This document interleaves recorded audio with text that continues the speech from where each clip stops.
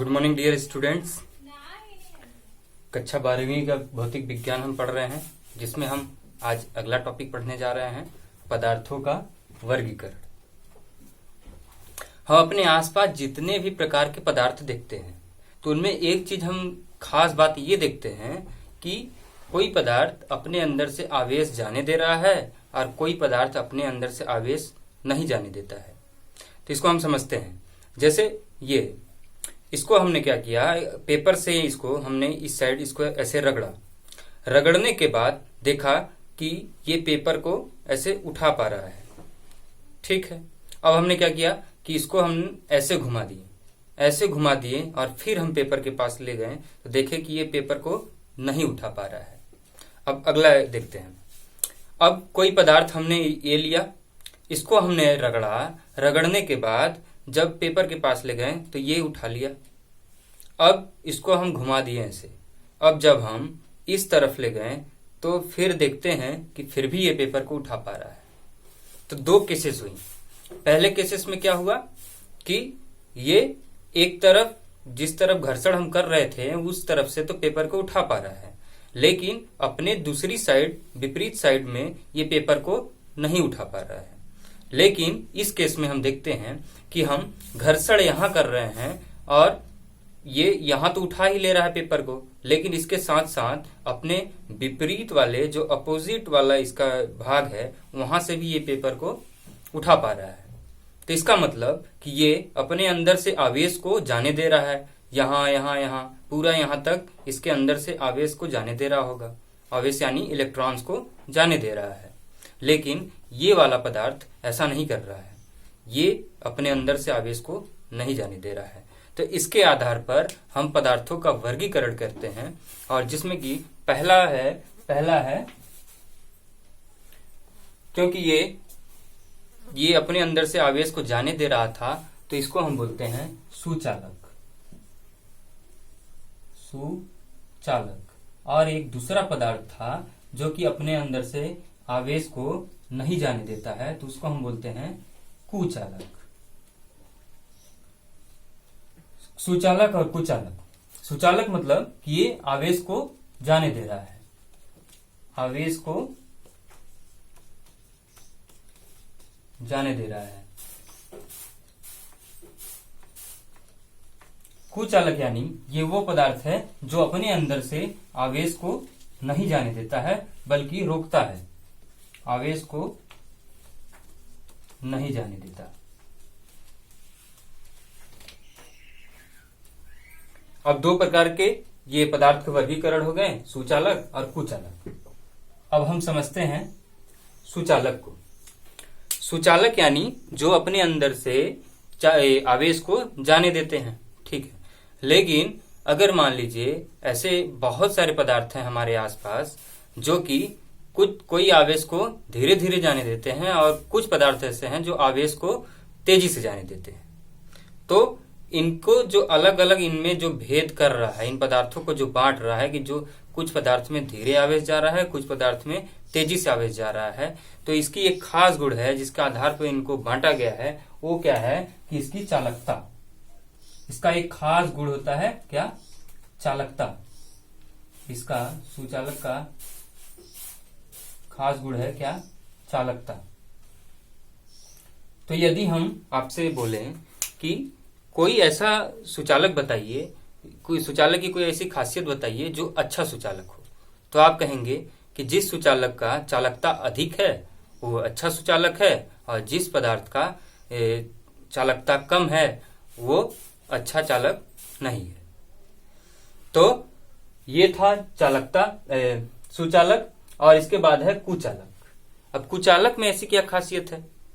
ये क्या करता है कि आवेश को अपने अंदर से जाने नहीं देता है। तो इसका मतलब अगर कोई यदि कुचालक यदि अपने अंदर से आवेश को थोड़ा बहुत जाने दे रहा है और थोड़ा बहुत नहीं जाने दे रहा है, तो हम देखते हैं कि इसको एक गुण के हिसाब से हम इसको बांट देते हैं, और वो है क्या? विद्युत रोधी,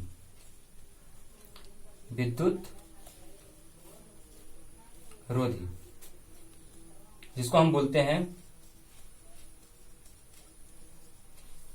पैरावैद्युत शक्ति।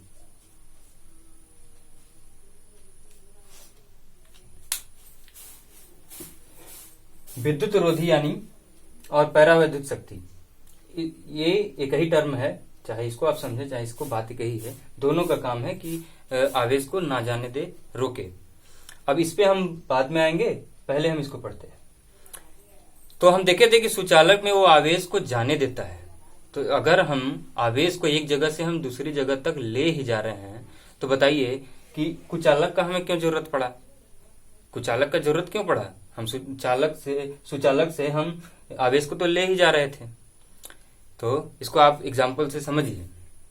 यदि मान लीजिए कि मैं आपको एक मोटरसाइकिल दूं और आपसे कहूं कि इसमें तेल है, अच्छी नई नई गाड़ी है, 1 घंटे में आप 100 किलोमीटर तक जा सकते हैं, बहुत तेजी से चलती है, ले जाइए, चलाइए। लेकिन एक कंडीशन है कि इसमें ब्रेक नहीं है। तो ले जाएंगे आप तो आपको तो पता ही है कि ब्रेक नहीं है, और ब्रेक ना हो तो क्या होगा पता ही। तो सेम इसी टाइप से हम देखते हैं कुचालक में क्या होता है कि मान लीजिए अगर आपको पावर हाउस से अपने घर तक बिजली लानी है, घर से बिजली लानी है, तो हमने क्या किया कि एक सुचालक लिया। सुचालक वाला कोई ऐसा लगातार पदार्थ लिया जो कि जैसे कि तार से हमारे घर तक बिजली आती है। तो हमने तार को क्या किया कि क्योंकि हम तार उतना दूर से हम अपने घर तक डायरेक्ट नहीं ला सकते हैं, तो इसलिए हमने बीच बीच में क्या किया कि पोल गाड़ दिया। पोल के माध्यम से हमने तार को अपने घर तक लाना चाहा। तो क्या होगा कि हमारे घर तक विद्युत नहीं आएगा। विद्युत क्यों नहीं आएगा? क्योंकि जो तार में यानी सुचालक में जो आवेश मौजूद है वो पोलों में स्थानांतरित हो जाएगा। जो पोल हम बीच बीच में लगाए हैं उसका तार का आवेश उन पोलों में स्थानांतरित हो जाएगा, और स्थानांतरित होकर वो अर्थ में चला जाएगा, और अर्थ में चला जाएगा तो हम तक बिजली नहीं पहुंचेगी। तो हम क्या करते हैं, हम तक बिजली पहुंचे इसलिए अगर क्या करते हैं कि पोलों के ऊपर आप देखे होंगे कि चिकनी मिट्टी का कुछ पत्थर लगा देते हैं, ताकि वो पोल उसका आवेश जो है तार में वो पोल के माध्यम से अर्थ में ना जाए, और इस तरीके से हम अपने घर तक ले आते हैं। और अब देखते हैं कि कुचालक में ये जो विद्युत रोधी और पैरावैद्युत शक्ति की हम बात कर रहे थे, ये क्या है। अब देखिए, वैसे तो काम क्या है इसका कुचालक का कि आवेश को ना जाने दे, लेकिन ऐसा देखा जाता है कि एक समय के बाद ये अपने अंदर से आवेश को ज्यादा नहीं लेकिन थोड़ा थोड़ा जाने दे रहा है। अब वो कैसे? मान लीजिए कि ये कोई कुचालक है, ठीक है, ये कोई कुचालक है। यहां से हमने इसको आवेश दिया, तो देखा कि ये अपने अंदर से इधर आवेश नहीं जाने दे रहा है। अब हमने क्या किया कि मान लीजिए बहुत सारा आवेश बढ़ा दिया। अभी हम 1 करोड़ इलेक्ट्रॉन ले जा रहे थे, 1 करोड़ आवेश इस पर ले जा रहे थे। अब क्या किया कि हमने 4 करोड़ आवेश दे दिया इसको। अब 4 करोड़ आवेश इतना ज्यादा हो गया कि ये सहन नहीं कर पाया और अपने अंदर से आवेश को जाने दिया। तो ये जो हमारा कुचालक था ये क्या हुआ? फेल हो गया। अब हमने क्या किया, अब हमने सोचा कि अब इसको क्या किया जाए। तो हमने क्या किया कि इसी को और बढ़ा दिया। इसी को अब इतना ना था, इतना ना करके इतना कर दिया। अब इतना कर दिया तो हम देख रहे हैं कि ये काफी ज्यादा चार्ज तक रोक सकता है, बहुत सारे चार्ज को रोक सकता है। यही चीज आप देखे होंगे कि आसपास आपके घर के आसपास जो टावर होंगे उनमें देखे होंगे कि इतने बड़े बड़े पत्थर के राउंड ब्लैक कलर के लगे होते हैं। तो वो क्या है? वो इंसुलेटर ही है, इंसुलेटर यानी कुचालक ही है। उनका काम है कि आवेश को रोक के रखे। तो ये जो गुण है, जो हम पहले इतना था फिर हम इतना करके बढ़ाते जा रहे हैं ताकि रोक सके आवेश को। तो ये जो गुण है कुचालक का जो हम बढ़ा रहे हैं, इसको बोलते हैं पैरावैद्युत शक्ति। तो अब आते हैं इनके उदाहरण पे कि सुचालक के उदाहरण कौन कौन से हैं। पहला तो ये हो गया कि मेटल यानी धातु, किसी भी धातु से आवेश जा सकता है। और इसका क्या हो गया? अधातु। अधातु एक कुचालक पदार्थ है। अब पानी के लिए बहुत बड़ा मुद्दा था, इससे बहुत सारा विवाद था कि पानी कुचालक है कि सुचालक है। किसी ने कहा कि पानी तो कुचालक है, किसी ने कहा पानी तो सुचालक है। तो इस पे क्या किया गया कि इस पे बहुत सारे परीक्षण किए गए और परीक्षण के दौरान ये देखा गया कि जो प्योर पानी है यानी जो शुद्ध पानी है वो कुचालक है।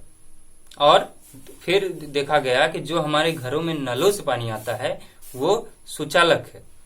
फिर बाद में इस पे एक्सपेरिमेंट किया गया, बार बार परीक्षण किया गया कि देखा गया कि ये आखिर ऐसा क्यों हो रहा है, शुद्ध पानी कुचालक है और पीने वाला पानी सुचालक है, ऐसा क्यों। तो पता लगाया गया तो पता चला कि भाई जो अपना सुचालक होता है तो पीने नल वाला जो पानी होता है वो सुचालक होता है क्योंकि उस पानी में बहुत सारे मिनरल्स पाए जाते हैं।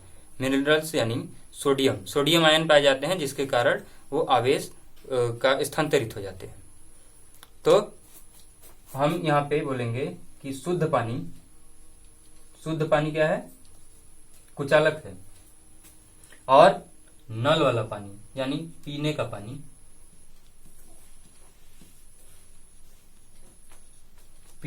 क्या है, पीने का पानी सुचालक है। अब और देखते हैं, बहुत सारे कुचालक हैं जैसे कि रबड़ हो गया, प्लास्टिक हो गया, एबोनाइट हो गया। एबोनाइट मतलब आप देखे होंगे आपके घर पे बोर्ड जो लगे हैं उसमें स्विच बना हुआ है, तो स्विच जिस चीज का बना है उसको हम एबोनाइट बोलते हैं।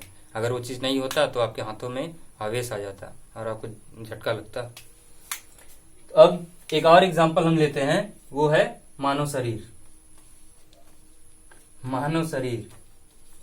ये भी काफी विवादित है। मानव शरीर भी जैसे हम पानी के बारे में देखे थे वैसे ही मानव शरीर भी बहुत विवादित है। साइंटिस्ट पहले बोले कि ये जो मानव शरीर है, आप देख सकते हैं कि ये मानव शरीर हमारा एकदम रबड़ जैसा है, रबड़ प्लास्टिक जैसा है। तो रबड़ तो प्लास्टिक से तो करंट चला जाता है, रबड़ से भी, प्लास्टिक और रबड़ ये आवेश को नहीं जाने देते हैं, लेकिन हमारा शरीर इससे तो आवेश चला जा रहा है। तो इस पे क्या किया गया कि एक साइंटिस्ट थे, नाम तो मुझे याद नहीं है, लेकिन एक वैज्ञानिक थे जिन्होंने क्या किया कि झूले से लटक गए। झूले से लटकने के बाद अपने पाँव में एक आवेशित पदार्थ को टच किया और हाथों से एक कागज के टुकड़े को उठाने के लिए कोशिश किया। तो देखा कि कागज का टुकड़ा उठ जा रहा है। तो कागज का टुकड़ा उठ गया तो इसका मतलब उन्होंने सुझाव दिया कि मानव शरीर एक सुचालक है, इससे आवेश जा सकता है।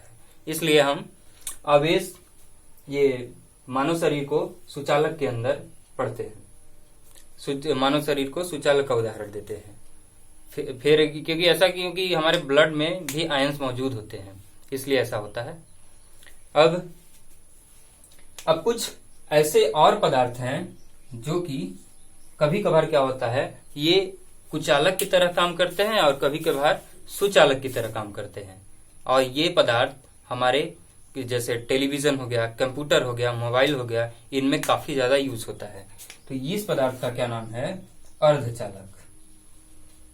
अर्धचालक यानी जो ऐसा चालक जो सुचालक की तरह और कुचालक की तरह दोनों की तरह काम कर सकता है। और कब काम करता है, जब इसका तापमान, इस पदार्थ का तापमान जब अधिक होता है।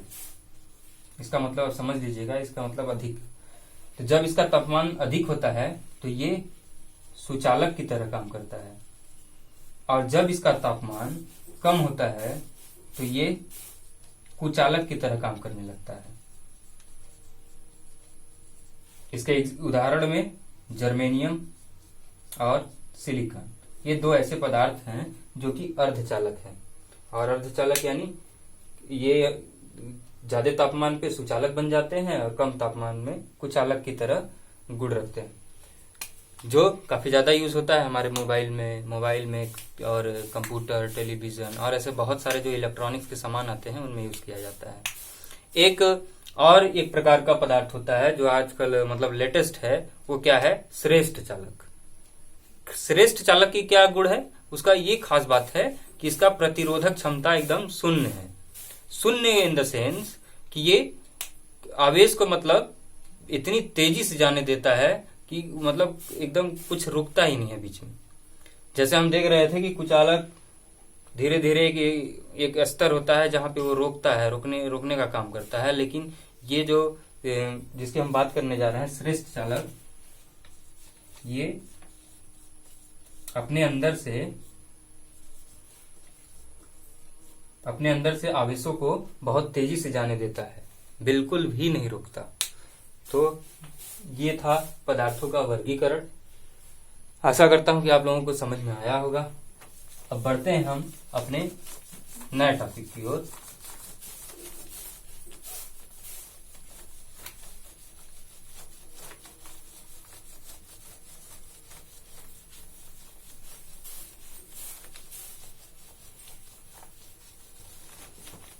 जो हमारा अगला टॉपिक है वो अगला टॉपिक है हमारा विद्युत प्रेरण। विद्युत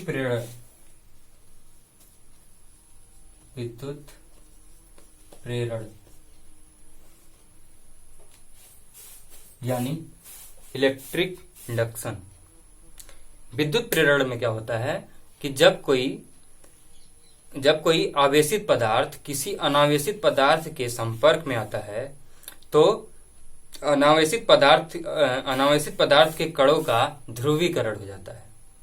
ध्रुवीकरण का क्या मतलब होता है कि जो विपरीत आवेश होते हैं वो एक दूसरे की ओर खींचे चले आते हैं, और जो समान आवेश होते हैं वो एक दूसरे से दूर जाते हैं।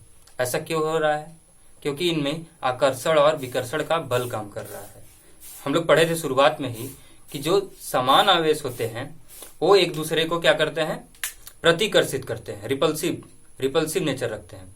लेकिन जो विपरीत आवेश होते हैं वो एक दूसरे को अट्रैक्ट करते हैं, यानी आकर्षित करते हैं। तो यही आकर्षण और विकर्षण बल के कारण विद्युत प्रेरण में जब कोई भी आवेशित पदार्थ किसी अनावेशित पदार्थ के संपर्क में आता है तो उनके आवेशों का ध्रुवीकरण होता है। इसको हम समझते हैं, चित्र के माध्यम से देखते हैं। जैसे मान लीजिए ये कोई पदार्थ है जो कि कैसा है? अभी अनावेशित है। ये कोई पदार्थ है जो कि अनावेशित है।